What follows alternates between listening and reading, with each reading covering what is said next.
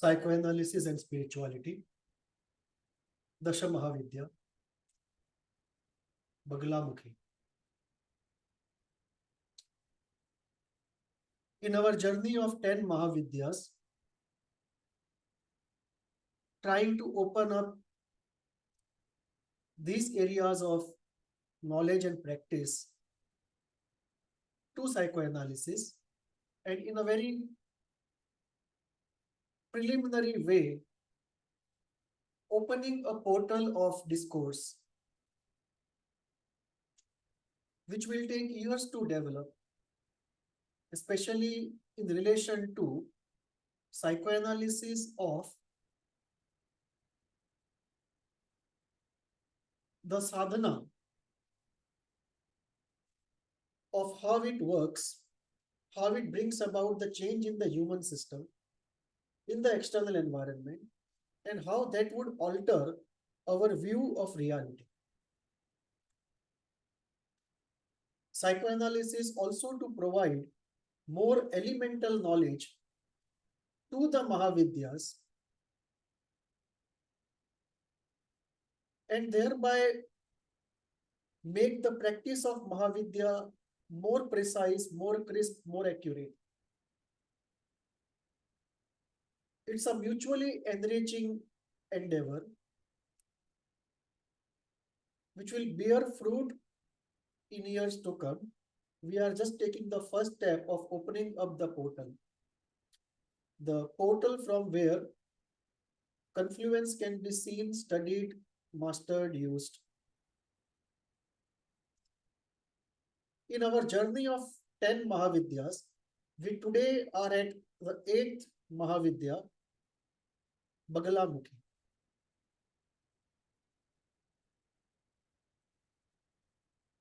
Kali, Shri Vidya, Baglamukhi, Bhuvaneshwari are among the most pervasively popular Mahavidyas. Present times, Baglamukhi as a Mahavidya is very popular in areas of politics, film, sports, geopolitics. So let us go today into the 8th Mahavidya, Baglamukhi.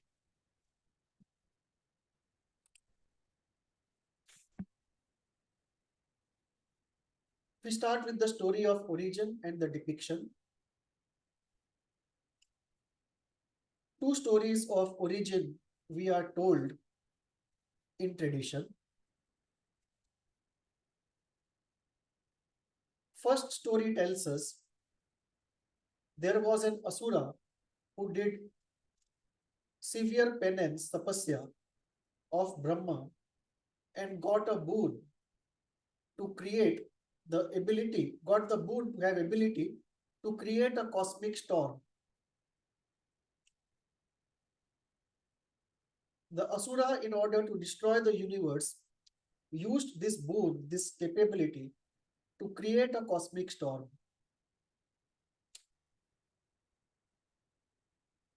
Many galaxies were destroyed. Many species went extinct. Vishnu himself felt the tremors in his world where he was of the cosmic storm.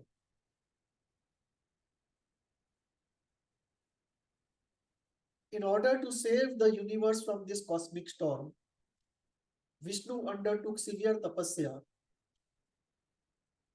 on the shores of Lake Haridra. Haridra also means turmeric, and that has a metaphorical significance. Turmeric is antiseptic. It has antipathogen properties, healing properties, and it's a very purifying herb. It's almost like sunlight solidified. And from that Lake Haridra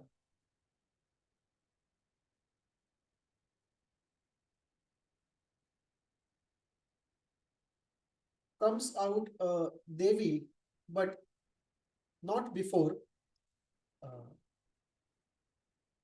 Vishnu is able to please Tripura Sundari. So Vishnu is doing penance on the banks of the lake Haridra of Tripura Sundari.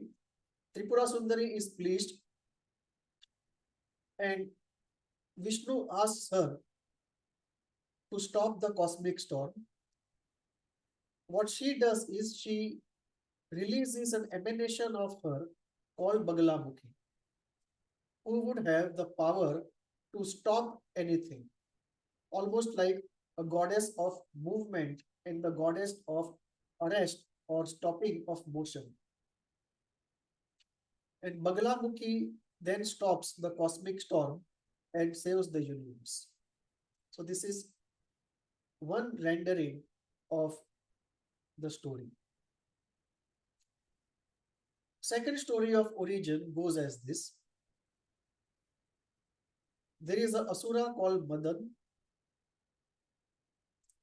and he gets a boon from Mahadev after severe penance of Vak Shakti, meaning what he says comes true. So he in turn challenges gods, rishis, munis, yogis, and the moment they enter into a fight, he would utter some statement like "you are dead," and the other person would fall down dead.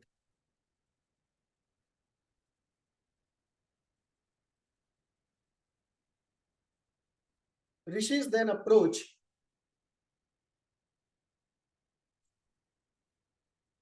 Rishis then approach Tripura Sundari, and Tripura Sundari releases an emanation of Bagalamukhi, and Bagalamukhi takes on the form of Mohini, the eternal seductress. The Asura Madan is bewildered at the beauty of Mohini, and she, by virtue of her power to stop everything, stops his tongue. Once the central power is taken away, there's nothing the Asura can do because the tongue cannot move and nothing can be said.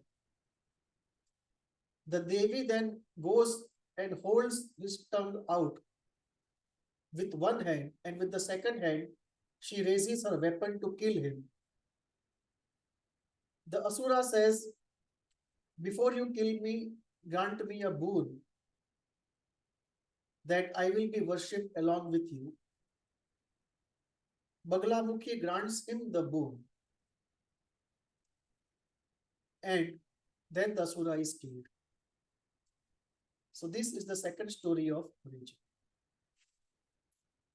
Both the stories find their way into the visual depiction, the iconography of Bagalamukhi. The depiction is in the middle of the ocean rises an altar on which is a throne on which Bagalamukhi sits.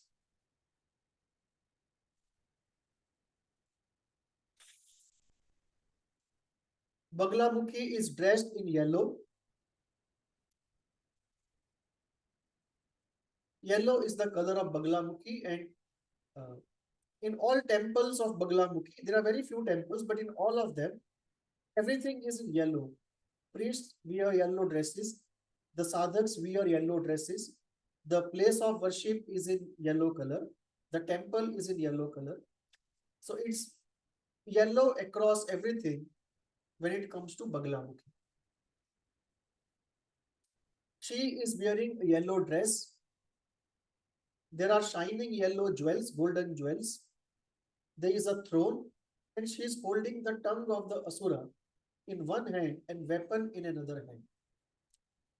Weapon just raised to kill the Asura. So we see both the stories of origin finding their way. The yellow color from Haridra, the first story of origin, and holding the tongue from the second story of origin, both finding their way into the depiction of Baglamukhi. Unlike in case of Kali, Bhairavi, or Tara, we don't find any skulls, cremation ground, dripping blood, drinking blood. Those things are gone in the depiction. So Baglamukhi continues in a way, in this particular sense, from Bhuvaneshwari.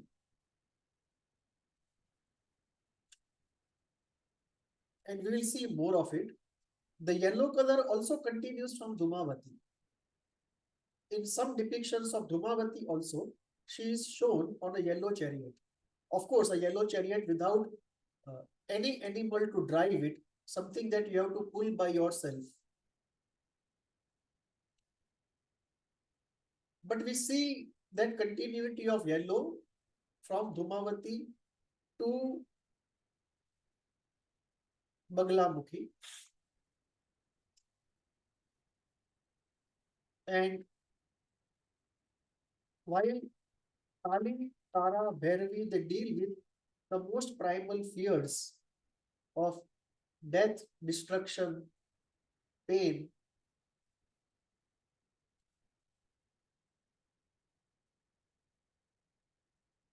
The series from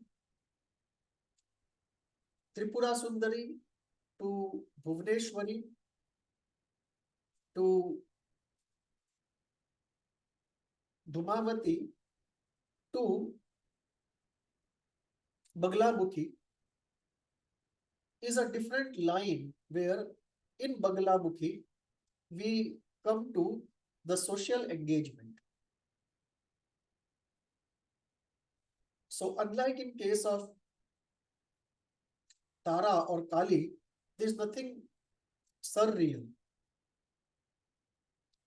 In Baglamukhi, like in case of Dhumavati, we are dealing with a social process engagement and a transition from suffering to mastery in a very concrete, practical, social way. So in Bhuvaneshwari, we start accepting and stop hating, and to some extent start loving the physical creation as it is. In Dhumavati, we go into in Bhuvaneshwari, we also look at the positive aspect of human existence, but the ordinary positive aspect. In Dhumavati, we look at the concrete suffering in the social situation. And in Baglamukhi, we look at very intense and fierce moving into the social realm to accomplish one's objectives of enterprise and victory. In a way, Baglamukhi therefore is a social force, but it has to be used only for spiritual purposes. It can be used as a standalone social force for good to protect somebody or help somebody overcome destitution. But after some time, it has to lead to a spiritual opening, a spiritual movement in the person. More often than not, Baglamukhi as a power is used by somebody on the spiritual path who otherwise does not have much money or power to accomplish real life objectives in the socio-political context. So it is simultaneously a social force, also a spiritual force, meant to be used by somebody on the spiritual path, not meant for somebody who is not on the spiritual path, although unfortunately that is how it is being used today for ordinary desires by ordinary people and for ordinary.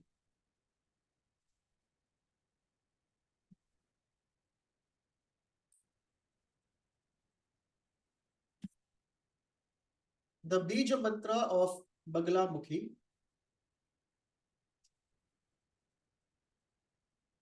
there is a contest here, it's not a consensus situation. Some schools talk about the Bij mantra being leave.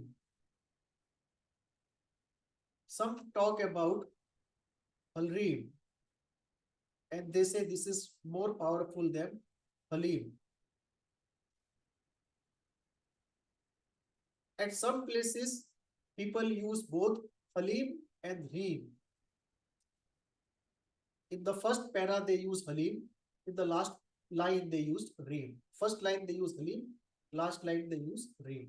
And in some combinations I have seen, first line of the mantra is Halim and the last line is Reem. This is almost like the her version of Krieg. And where Halreem is used in the first line and last line of the mantra, both ways, both places, Halreem is used. So I'm not sure which one is the correct one, but I would suggest probably Halim as the most pervasively used one, and Halreem for more intense worship. They seem to be the two bijas for Baglamukhi, but the final thing can come only from a guru. The core strength of Baglamukhi, we are told, is Stambhana, which is to freeze something, arrest something, stop something. It's like children play a game of statue. Somebody says statue and the other person freezes where he is. It is that kind of thing that Baglamukhi accomplishes. And this takes us to a very profound philosophical concept which comes in Bhagavad Gita, the concept of gati, the concept of movement. In a more philosophical language, the concept of a ceaseless becoming. In Eastern language, the concept of Prakriti, ceaselessly in motion. Buddha used to say, you cannot put your foot in the same river twice. Meaning, second time you put your foot into the river has changed, the whole world has changed. There is a ceaseless flux in existence. And nothing remains constant even for a moment. There is a ceaseless movement not only of time but also of events. So this ceaseless movement, which is unstoppable and pervasive across the universe, is referred to as gati, which means movement, which means speed, which means motion.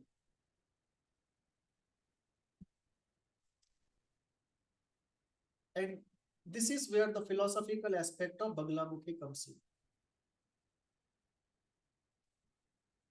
That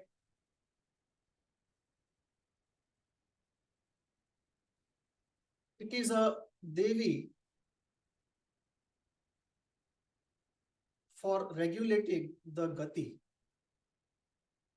So there is a force put forward by Tripura Sundari through Bhuvaneshwari or Tripura Sundari directly, and that force needs a balancing opposite force which is provided by Baglamukhi. In a way, if we look at Brahma, Vishnu, Mahesh, Brahma and Mahesh sort of balance each other. Brahma provides this endless creation, and Shiva provides destruction of that creation, and thereby a balance is maintained. You don't have clutter of creation, and you don't have emptiness of the universe. So both have to balance out, Brahma and Shiva. And similarly, in the Mahavidya context, if we look at the macro scale, Bhairavi performs the Shiva function. And if we look at the micro scale, Baglamukhi provides the Shiva function. So one of the things we realize in the universe is we do not have a intelligently self-regulating force. So equilibriums, which are very important in our reality, that most things require an equilibrium, even if it's a dynamic equilibrium, an unequal equilibrium, yet there is an equilibrium. It's not everything exploding into chaos. So for any stable phenomena to occur, there needs to be an equilibrium, no matter how dynamic, no matter how differently proportioned the elementals in that equilibrium structure are. But this equilibrium is achieved not by a single intelligent self-regulating force, but by two opposing forces. So there is a force which provides speed, and there is a force which provides the friction, the opposition. So there is a force which is propelling, and there is a force which is stopping. The force which is stopping is the force of Baglamukhi.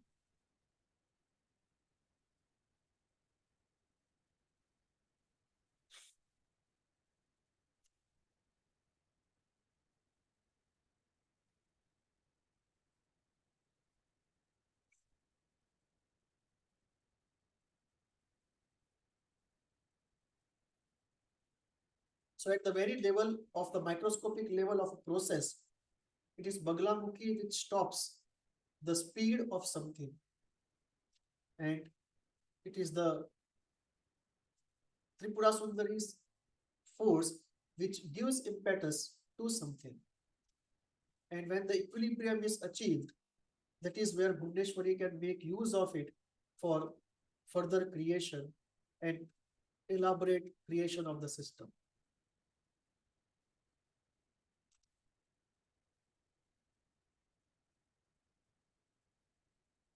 Now this has extensive use, because when you say you can stop something, it can be anything. It can be a physical phenomena, it can be a psychological phenomena, it can be a celestial phenomena, it can be a spiritual phenomena, anything can be stopped. So once you have a universal stopper with you, a universal arrestor, it's a very powerful capability to have. And Baglamukhi provides that. The capability to stop any movement, be it physical, biological, psychological, spiritual, celestial.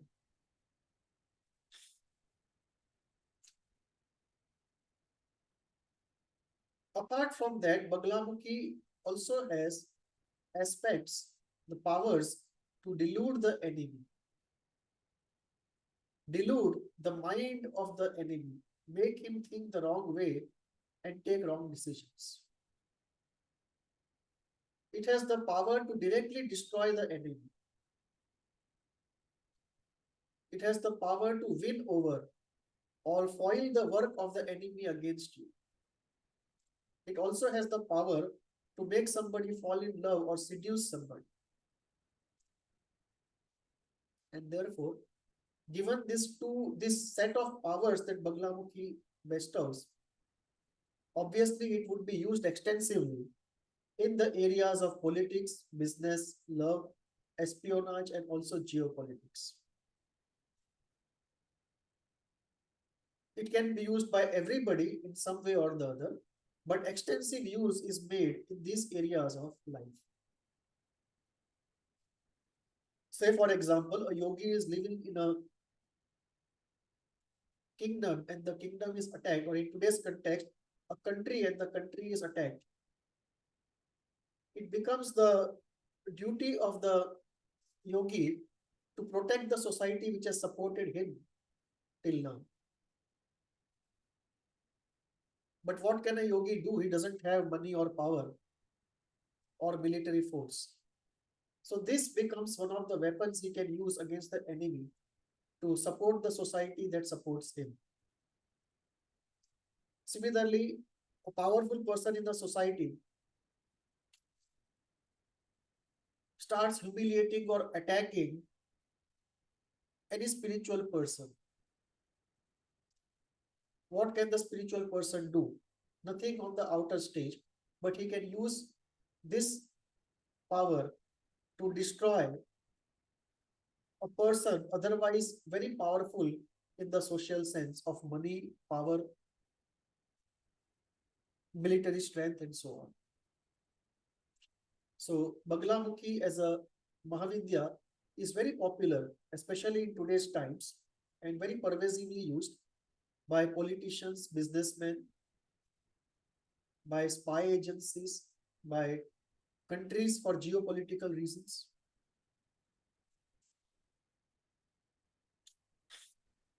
Coming to what areas of psychoanalysis are influenced in the Baglamukhi sadhana. Obviously, here we have a Devi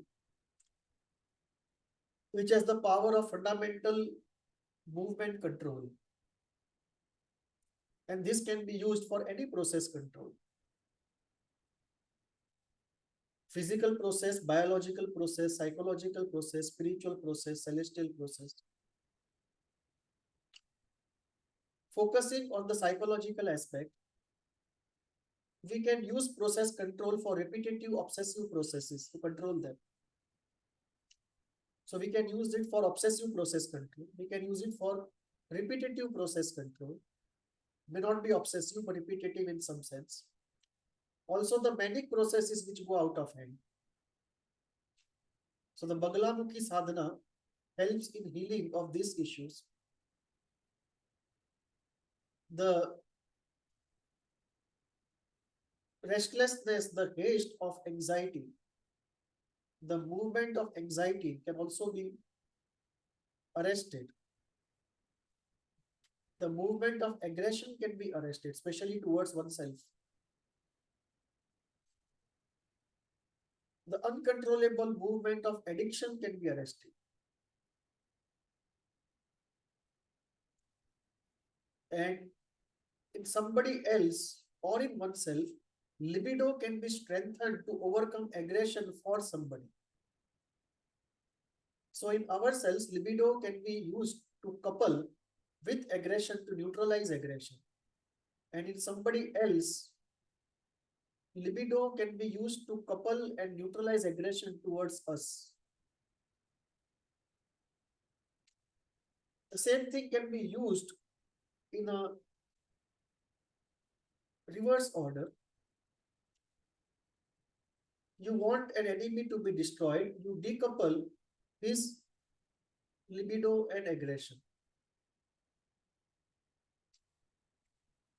It appears almost like fiction, but we are told so in tradition that by Baglamukhi sadhana, one can decouple the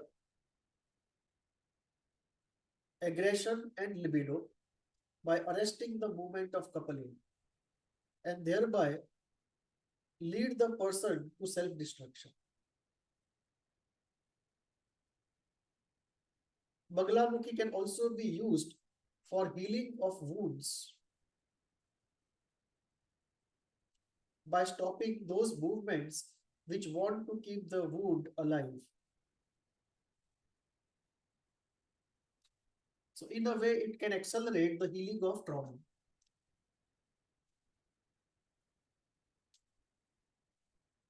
It is also used to create or destroy delusion, and everything can be used both ways. Which means it has applications in psychosis. It can be used to create or heal cognitive distortions, which means it has some application in cognitive thought disorders. It can be used for catatonia because in catatonia you have too much of baglam, too much of arrest of movement.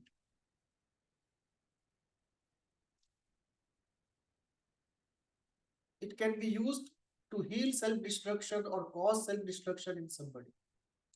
Therefore, it can be used for psychosomatic sicknesses, where negative effect usually goes onto the immune system and thereby resulting in some autoimmune disorder. If not autoimmune, general metabolic disorder.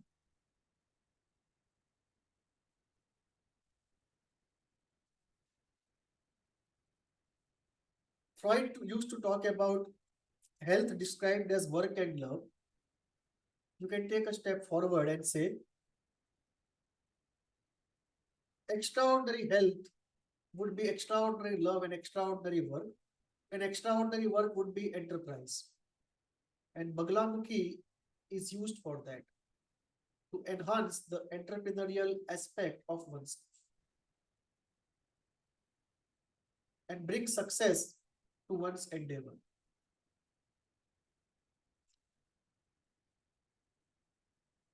Baglamukhi is also used for enhancing one's lovability, seducing others, and thereby leading to a healthy attachment portfolio. And this is very important. One of the outcomes of modernity has been the emergence of the isolated and object deprived individual, not only in childhood but across life. Of course, early life object deprivation, which is almost universal now, is creating pathology on a social scale. And we have now not one, but many psychological pandemics universally entrenched in the developed and the developing world. One of the difficulties there is to have a healthy attachment portfolio of 5 to 7 close attachments, healthy attachments, and a larger number of moderate attachments, and a still larger number of soft attachments. So these three concentric circles of attachments are very necessary for a healthy mind and a healthy individual. Baglamukhi helps us to populate those three circles of attachment and create a well-stocked, well-populated, and judicious basket of attachment portfolios.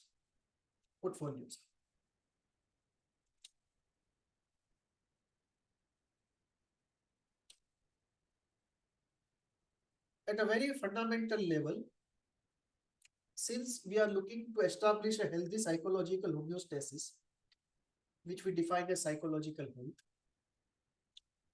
we are essentially talking about some sort of equilibrium, which of course will vary from person to person. And we have to get into subjective optimization there. And the subjective optimization will lead to a different equilibrium for every person. And Baglamukhi is a very important practice and power to institute this subjective optimization. This subjective optimization not only determines and ensures psychological health, but also ensures a good quality of life.